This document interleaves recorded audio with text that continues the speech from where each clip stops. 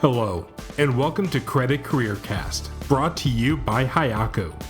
This week, Michelle Herman is joined by Jon Flora, the president of NACM Business Credit Services, Seattle, to discuss who are the next generation of credit managers and the issues they will face. We hope you enjoyed this conversation. Let's get into it. Okay, thanks so much, Joe. We really appreciate it. And this morning, we are very happy to be hosting Jon Flora, who is the president of NACM Business Credit Services up in Seattle. And Jon, thank you for making some time to speak with us today. Thanks, Michelle. It's my pleasure to be here. So one of the topics that seems to be a recurring theme is credit management and the next generation. How do we start to engage more people in this profession? Where there's been a lot of folks that have retired over the last few years. Some of that, of course, was prompted by COVID.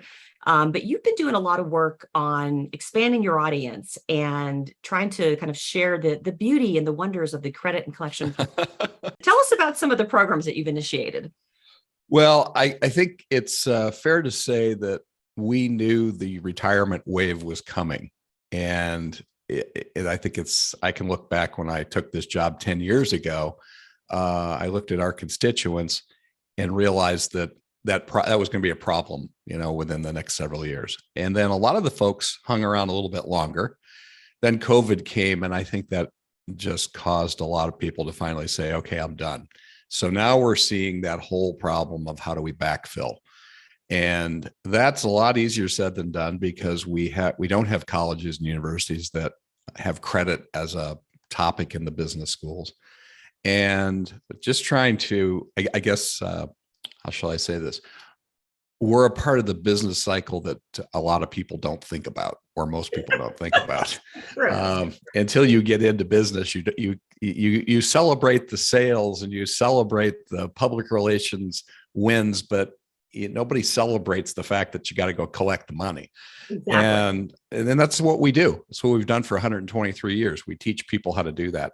So looking at that, I have been spending some time, and I have to say, not very successful so far, trying to find some local colleges and universities that would work with us through internships, possibly scholarships that we can fund. But trying to encourage young people to take a look at this. They don't know anything about it.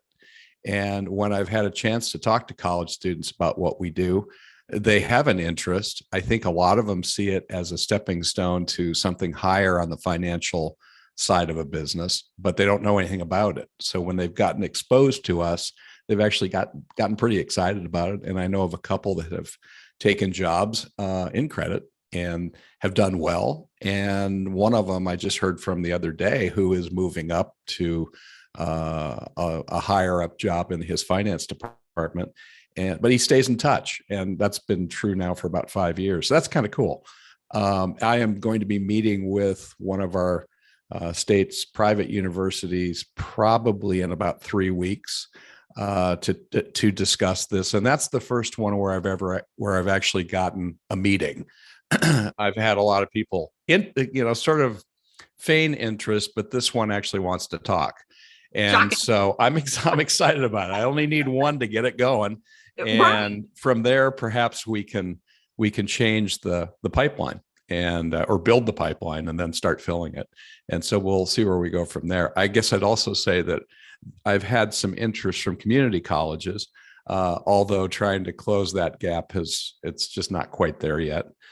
But I keep working at it, and I do talk to people periodically. But as an association, and I would include our counterpart affiliates around the country, as well as our national organization, we haven't done a good job of this.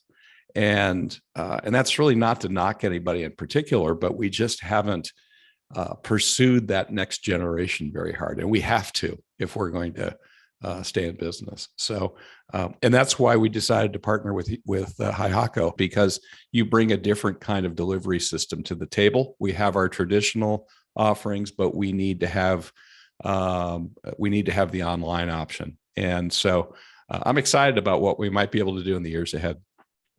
Yeah, me too. I think one of the questions I always had was, why is it that people in academia, why is it that colleges and universities, community colleges, why don't they even know that we exist? How can they create all these other courses for some, frankly, kind of inane topics and kind of bizarre degrees that have evolved over the last couple decades, but our industry keeps getting ignored? Why do you think that is?